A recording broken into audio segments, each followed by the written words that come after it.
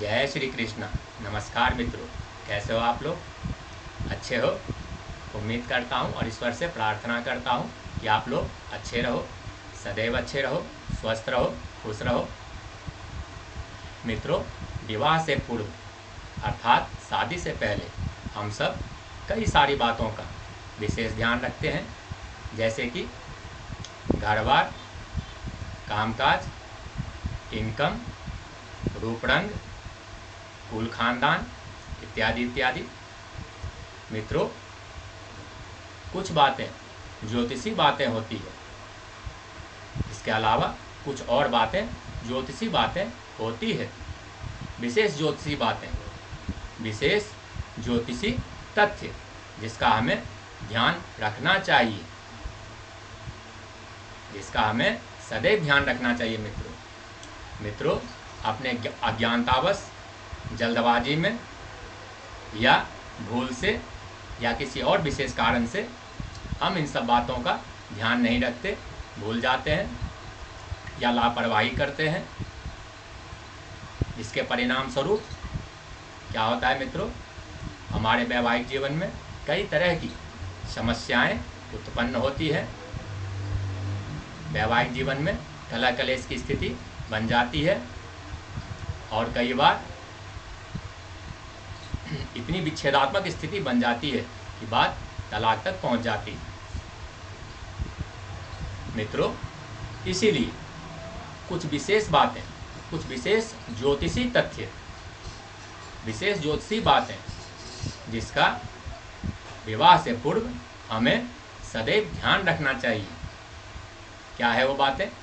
आइए मित्रों जानते हैं। मित्रों, सबसे पहले आप लड़के और लड़की दोनों की जन्म कुंडली में, वर और वधू दोनों के जन्म कुंडली का प्रथम भाव, लगन भाव, इस भाव का अध्ययन करें, अच्छे से अध्ययन करें। ये मकर लग्न की कुंडली है मित्रों। आपकी किसी भी लग्न की, वर और वधू की जन्म कुंडली किसी भी लग्न की हो सकती है मित्रों, किसी भी लग्न की।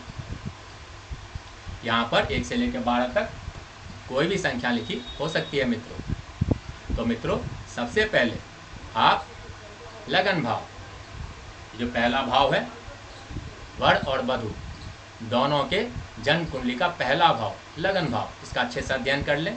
देखें कहीं पाप कर्तरी योग में तो नहीं फंसा, किसी तरह से पीड़ित तो नहीं। इसके स्वामी जो है, पहले भाव के स्वामी, ये किस अवस्था में है? क्योंकि मित्रों, ये पहला भाव हमारे स्वभाव का, हमारे शारीरिक बल का, हमारी सोच का, हमारे मस्तिष्क का, हमारे विचार का भाव होता है।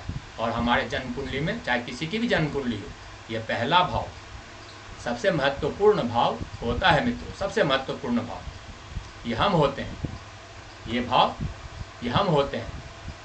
यहाँ से हम हर चीज़ का अध्ययन, हर चीज़ के बारे में विचार सकते हैं मित्रों, विशेषकर हमारा स्वभाव, हमारी सोच, हमारे विचार। तो मित्रों, सबसे पहले आप दोनों की जन्म कुंडली के पहला भाव, इसका अच्छे से अध्ययन करें। इसके बाद मित्रों, दोनों के जन्म कुंडली, वर और वधू दोनों के जन्म कुंडली का सप्तम भाव, सप्तम भाव, इसका अध्ययन करें मित्रों। क्यों? क्योंकि मित्रों, ये आप होते हो, ये आप होते हो और यह आपका पति अथवा पत्नी होती है। यह हमारा दाम्पत्य जीवन का भाव है, वैवाहिक जीवन का भाव है, हमारे पति या पत्नी का भाव है मित्रों। इस भाव का अध्ययन करें। देखें इस पर कौन कौन से ग्रह की दृष्टि है। कहीं ये भाव पाप कर्तरी योग में तो नहीं फंसा। इसके भाव स्वामी, इसके अधिपति, जो इसमें राशि बनी है, इसके स्वामी किस अवस्था में है, कैसी स्थिति में है? उच्च के बैठे हैं या नीच के बैठे हैं? तो मित्रों, पहला भाव और सप्तम भाव, ये आप होते हो, या आपका दाम्पत्य जीवन, आपका वैवाहिक जीवन, आपका पति या आपकी पत्नी।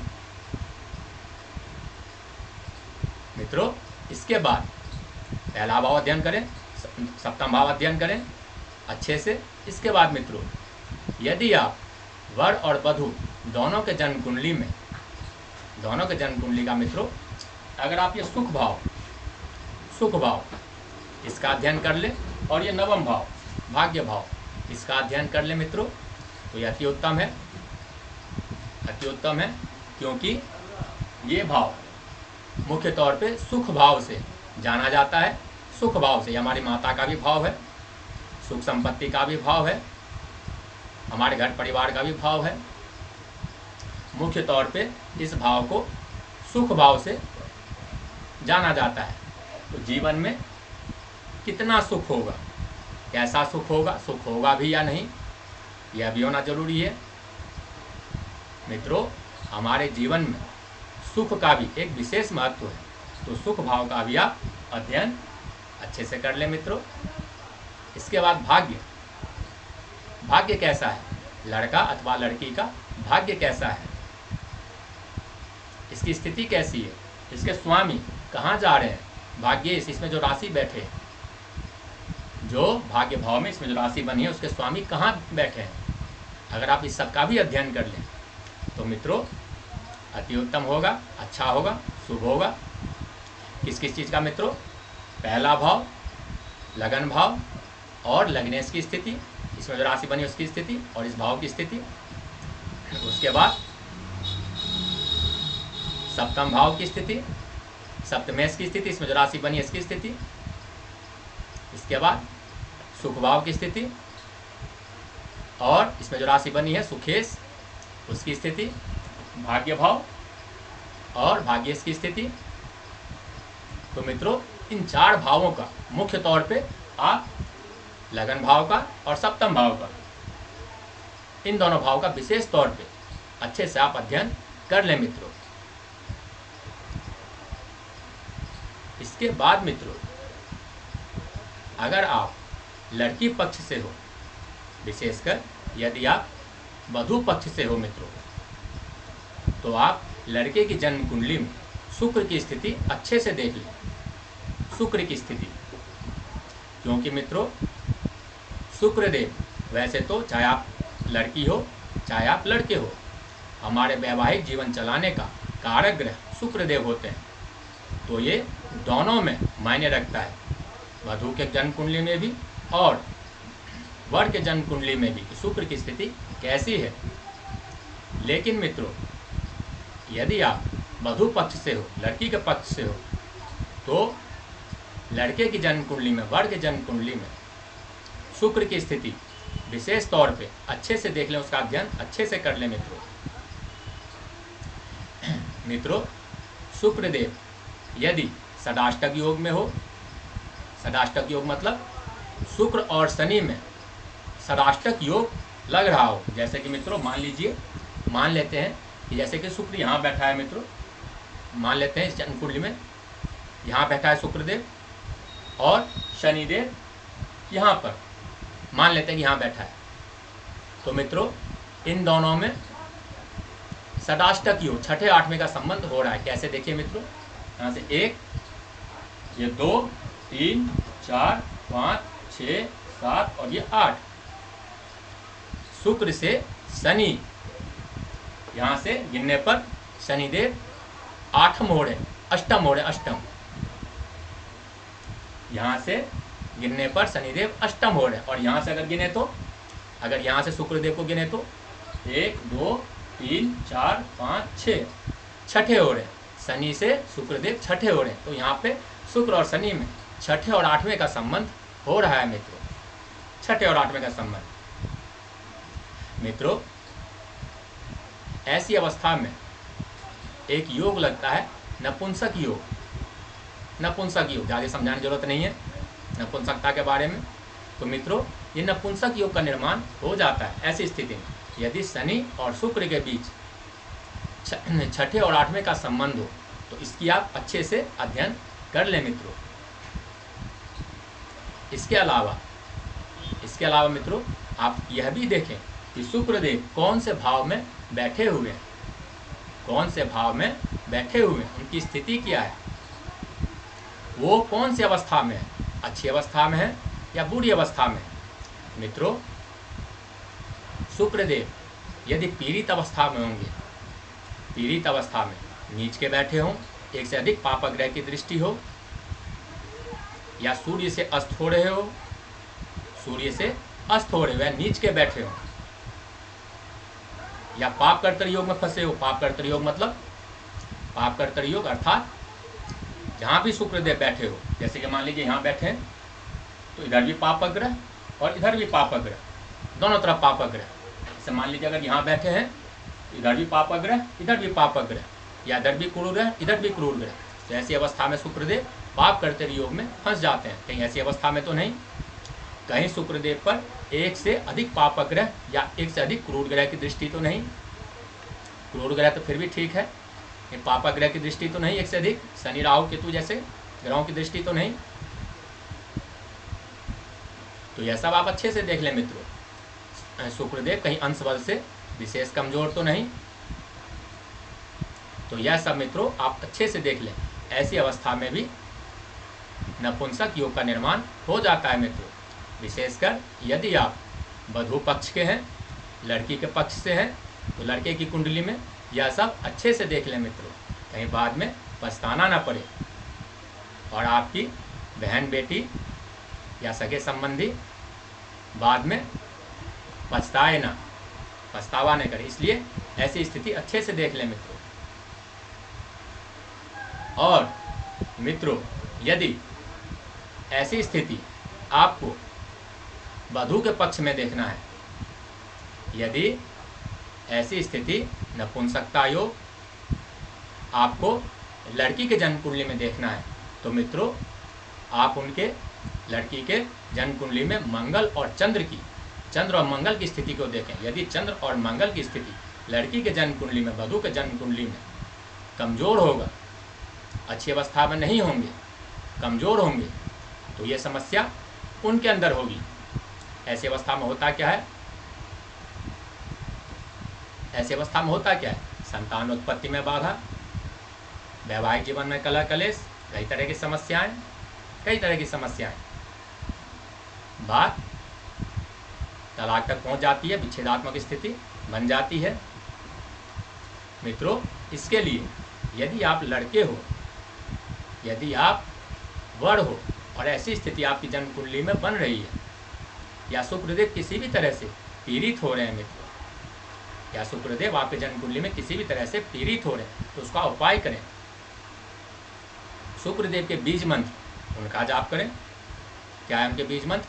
ओम द्रांग द्रींग द्रौम सह शुक्राय नमः, या फिर ओम शु शुक्राय नमः। शुक्ल पक्ष के किसी भी शुक्रवार से आप इसको शुरू करें, संध्या के समय करें। अधिक से अधिक इस मंत्रों का जाप करें, कम से कम एक माला अवश्य करें, एक माला अवश्य करें कम से कम। अगर ऐसा आप प्रतिदिन करते हो तो आपके शुक्रदेव बलवान हो जाएंगे, अच्छी अवस्था में आ जाएंगे, यह निश्चित है मित्रों। और यदि आप वधू हो, लड़की हो, यदि आप वधू हो, लड़की हो और आपके जन्म कुंडली में चंद्र और मंगल की स्थिति अच्छी नहीं है और ऐसी स्थिति का निर्माण हो रहा है, तो आप चंद्रमा और मंगल को मजबूत करें। चंद्र और मंगल को मजबूत करें इनके बीज मंत्रों से। और भी कई तरीके हैं, तो इनको मजबूत करें आप, इसका समाधान समय पर कर लें। इसके बाद मित्रों नवमांश कुंडली, जो कि मुख्य तौर पे वैवाहिक जीवन को देखने के लिए देखा जाता है, हमारा वैवाहिक जीवन कैसा होगा, सुखमय होगा या दुखमय होगा, कैसी स्थिति रहेगी उसकी, उसको देखने के लिए नवमांश कुंडली को देखा जाता है। तो आप उसका अध्ययन कर लें, अच्छे से अध्ययन कर लें। और उसमें भी आप पहले भाव को, इस भाव को और इस भाव को अच्छे से अध्ययन करें। नवमांश कुंडली में भी मित्रों आप पहला भाव और सप्तम भाव को अच्छे से अध्ययन कर लें, अच्छे से देख लें कैसी स्थिति है दोनों भाव की। इसके बाद यदि आप नवमांश कुंडली के सुख भाव और भाग्य भाव की स्थिति भी देख लें, अध्ययन कर लें, तो अति उत्तम है। इसके अलावा यदि आप नवमांश कुंडली में शुक्र की स्थिति भी देख लें तो यह अच्छा रहेगा मित्रों, समझदारी होगी। तो इन सब की स्थिति आप देख लें।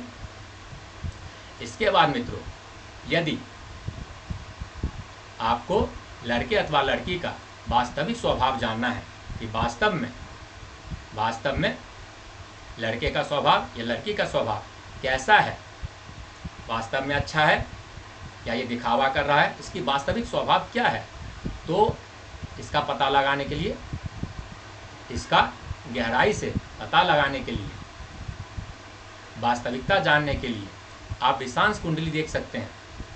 विषांश कुंडली जिसमें आपको लड़की अथवा लड़के का वास्तविक स्वभाव के बारे में पता चल जाएगा मित्रों। आप विषांश कुंडली देखें। अगर आप इससे अधिक अच्छे से उसका स्वभाव, वास्तविक स्वभाव उसका जानना चाहते हो, होता है ना, ऊपर से कुछ और अंदर से कुछ और, बोली में मिठास और अंदर से कुछ और। तो आप वास्तविक स्वभाव मित्रों जानना चाहते हो, अच्छे से जानना चाहते हो किसी का भी, तो आप विषांश कुंडली देख सकते हैं मित्रों। इसके बाद मित्रों वर्ण दोष। वर्ण दोष इसका पॉइंट थोड़ा कम होता है, लेकिन मैंने ये भी रखता है जिसमें जातियां देखी जाती है, कौन से जात का है। इसके बाद मित्रों गण दोष। गण दोष देखें कौन सा गण है, मानवगण, राक्षसगण, देवगण, कौन से गण है। यदि लड़के और लड़की दोनों एक ही गण के हो, एक ही गण के, दोनों देवगण के या दोनों राक्षसगण के या दोनों मानवगण के, तो यह अति उत्तम होता है मित्रों। यदि एक देवगण के हो और एक राक्षसगण के हो तो ये विशेष समस्याएं उत्पन्न करता है, क्योंकि एक का स्वभाव नरम होता है, धार्मिक होता है, अच्छा होता है, शुभ होता है, और एक का स्वभाव क्रोधी होता है, तामसी होता है। यह भी देख ले मित्रों। इसके बाद मित्रों, इसके बाद ग्रहों की मैत्री देख लें। ग्रहों की मैत्री, वर और वधू के जन्म कुंडली में कितने ग्रहों की मैत्री हो रही है, कितने ग्रहों की मैत्री हो रही है, विशेषकर सूर्य, चंद्र, गुरु। यदि आप वर पक्ष से हो तो लड़की के जन्म कुंडली में गुरु की स्थिति, सूर्य की स्थिति, विशेषकर गुरु की स्थिति अवश्य देखें, अवश्य देखें, क्योंकि गुरु किसी भी लड़की का, किसी भी वधू का, गुरु उसके पति का कारक होता है। उसके पति की स्थिति कैसी रहेगी, ये लड़की के जन्म कुंडली में उसको गुरु को देखकर पता चलता है। उसकी शुक्र की स्थिति भी देखें, क्योंकि शुक्रदेव, जैसे कि मैंने कहा था मित्रों, हमारे वैवाहिक जीवन चलाने के कारक होते हैं, तो उसकी स्थिति देख लें। चंद्रमा की स्थिति देख लें, क्योंकि मन का कारक होता है। सूर्य की स्थिति देख लें, क्योंकि सूर्यदेव हमारे मान सम्मान, हमारे आत्मा, हमारे पिता का कारक होता है। तो अधिक से अधिक ग्रहों की स्थिति आप देख लें। इसके अलावा मित्रों, आप वर और वधू दोनों के जन्म कुंडली में मांगलिक दोष भी देख लें। कहीं मांगलिक दोष तो नहीं, मांगलिक दोष, कहीं मंगल दोष तो नहीं लग रहा। इस भाव में, चौथे भाव में, सप्तम भाव में, अष्टम भाव में और इस भाव में कहीं मंगल देव तो नहीं बैठे। और यदि मंगल देव बैठे हैं, मांगलिक दोष लग रहा है, तो ये मिट रहा है या नहीं मिट रहा, यह देख ले मित्रों अच्छे से। यदि मांगलिक दोष दोनों के जन्म कुंडली में हो, वर के जन्म कुंडली में भी और वधू के जन्म कुंडली में भी, तो यह शुभ हो जाता है मित्रों। ऐसा विवाह शुभ हो जाता है, तो आप देख लें। इसके बाद मित्रों, आप भकूट दोष देख लें। भकूट दोष मित्रों, आप यह देख लें कि दोनों की राशि, वर की राशि क्या है और वधू की राशि क्या है। यदि दोनों के राशि मित्र होंगे या एक ही हो, जैसे मान लीजिए दोनों की राशि मकर हो या दोनों की राशि कन्या हो या दोनों की राशि तुला हो, वृष हो, कुछ भी हो, दोनों वर और वधू दोनों की राशि एक ही हो, तो यह अति उत्तम होता है मित्रों, अति उत्तम होता है। यदि दोनों की राशि सम हो, अर्थात एक की राशि शनि से प्रभावित हो और एक की राशि शुक्रदेव से प्रभावित हो, तो शुक्र और शनि ये भी दोनों मित्र होते हैं, मित्र होते हैं। ऐसी अवस्था में थोड़ा बहुत मतभेद तो होता है वैवाहिक जीवन में, लेकिन ज़्यादा नहीं होता, तो यह भी ठीक होता है। इसके अलावा मित्रों, यदि दोनों राशियों में वर की राशि और वधु की राशि दोनों के राशि में शत्रुता हो, अर्थात वर की राशि मान लीजिए सिंह राशि हो और वधु की राशि कुंभ राशि हो जिसके स्वामी शनिदेव होते हैं, और वर की राशि सिंह राशि जिसके स्वामी सूर्यदेव होते हैं, और सूर्य और शनि में शत्रुता होती है, शत्रु हैं दोनों, शनिदेव सूर्यदेव को अपना शत्रु मानते हैं। तो ऐसी स्थिति में विच्छेदात्मक स्थिति उत्पन्न होती है, मतभेद होता है, बात आगे बढ़ सकती है, तो मैं हो सकती है वैवाहिक जीवन में। तो राशि दोनों की शत्रु नहीं होना चाहिए, मित्र हो तो अति उत्तम, यदि मित्र है दोनों तो अति उत्तम, नाम मित्र हो तो कम से कम सम होने चाहिए। इसके अलावा मित्रों, राशियों में षडाष्टक योग ना हो, जैसे मान लीजिए कि वर की राशि से कन्या की राशि जो भी हो, इसमें छठे आठवें का संबंध नहीं होना चाहिए, छठे आठवें का संबंध नहीं होना चाहिए मित्रों। वर की राशि से गिनने पर कन्या की राशि छठे अथवा आठवें नहीं होना चाहिए, यह शुभ होता है।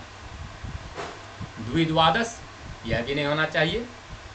तो यह सब आप अच्छे से देख लें मित्रों, वर की राशि और कन्या की राशि में मित्रता है, समता है या शत्रुता है, क्या है, समभावस्थ, और यदि सम हो दोनों राशियों में और मित्रता हो तो यह अति उत्तम है, ठीक है।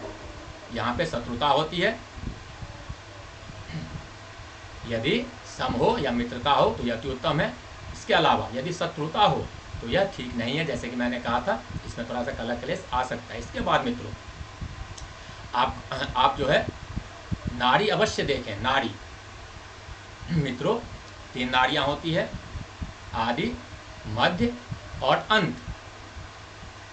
आदि, मध्य और अंत नाड़ी मित्रों, दोनों की नाड़ी एक नहीं होना चाहिए, वर और वधु दोनों की नाड़ी एक नहीं होना चाहिए मित्रों।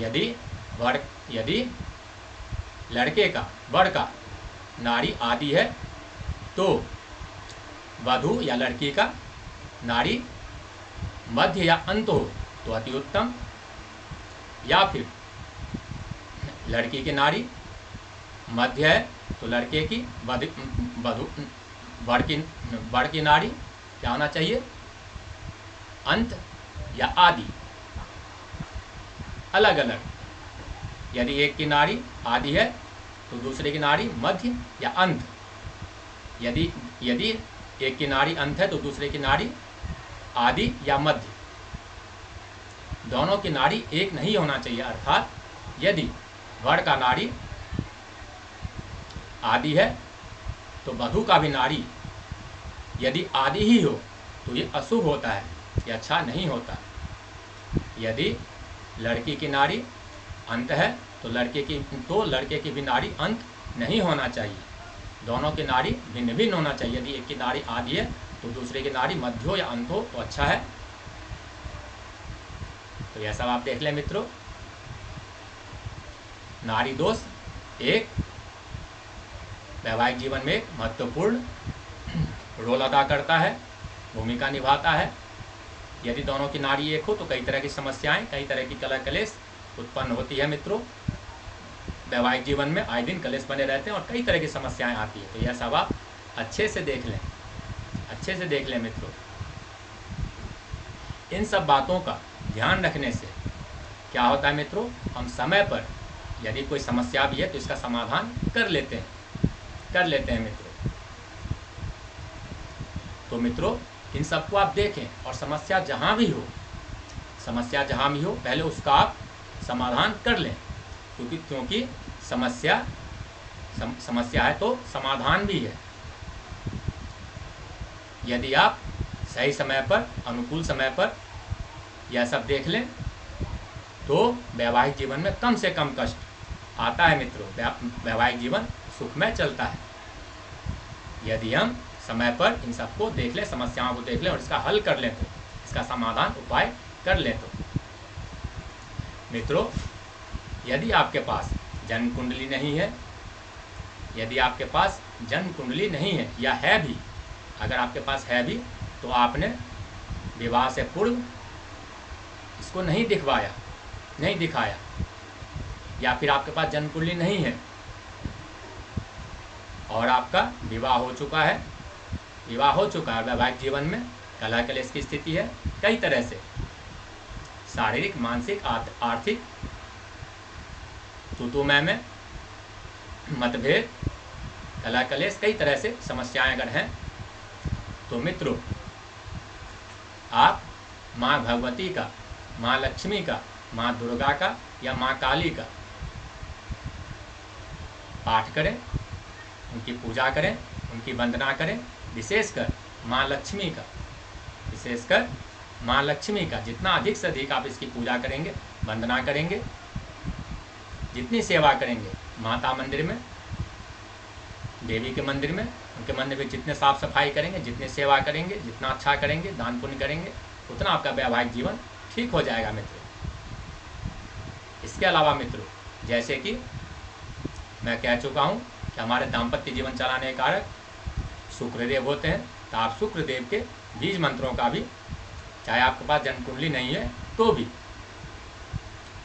और यदि आपके पास है और आपके वैवाहिक जीवन में कलह कलेश की स्थिति है, आपने पहले जन्म कुंडली नहीं दिखवाया, उसका उपाय नहीं किया, तो आप भी शुक्रदेव के बीज मंत्र मैं बता चुका हूँ, फिर से बता देता हूँ।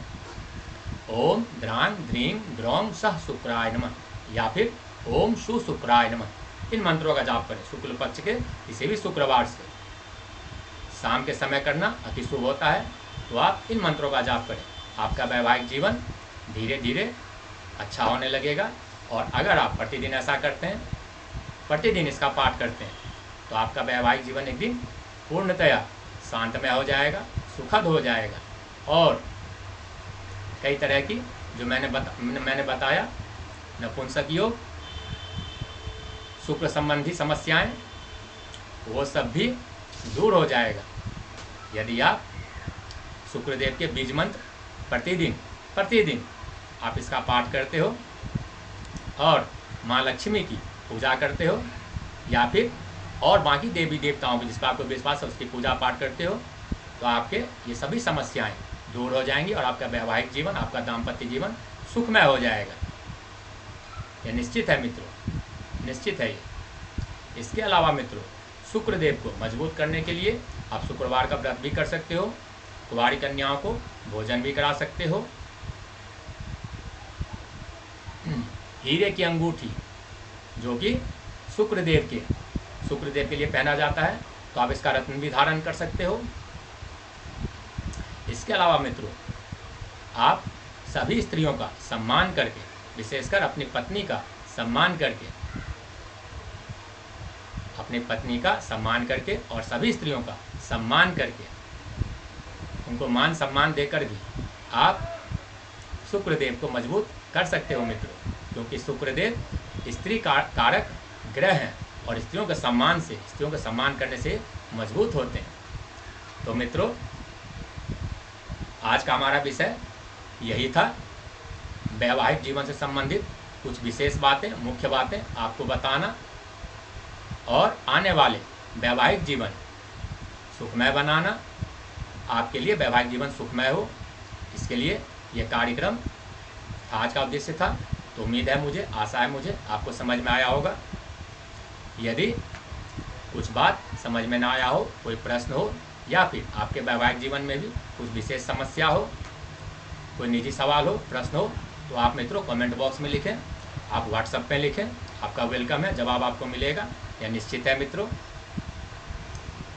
मित्रों, यदि आपको यह वीडियो, यह कार्यक्रम अच्छा लगा हो तो लाइक करें, सब्सक्राइब करें, विशेषकर वो दर्शक जिन्होंने अभी तक लाइक और सब्सक्राइब नहीं किया, या फिर वो दर्शक जो नए हैं, जो पहली बार देख रहे हैं, तो मित्रों वीडियो को लाइक और सब्सक्राइब करना ना भूलें और अपना प्यार, स्नेह, दुलार यूँ ही बना के रखें मित्रों। तो मित्रों, आज के कार्यक्रम को, अपनी वाणी को यहीं विराम देते हैं। मिलते हैं फिर अगले वीडियो में अगले विषय के साथ। तब तक के लिए धन्यवाद, नमस्कार, जय श्री कृष्ण। ईश्वर आपको और आपके परिवार को खुश रखे, आपको सभी मुसीबतों से, सभी संकटों से बचाए। भगवान कृष्ण की कृपा आप पर सदैव बनी रहे, आपकी मन की सभी इच्छाएं पूर्ति हो। जय श्री कृष्ण मित्रों।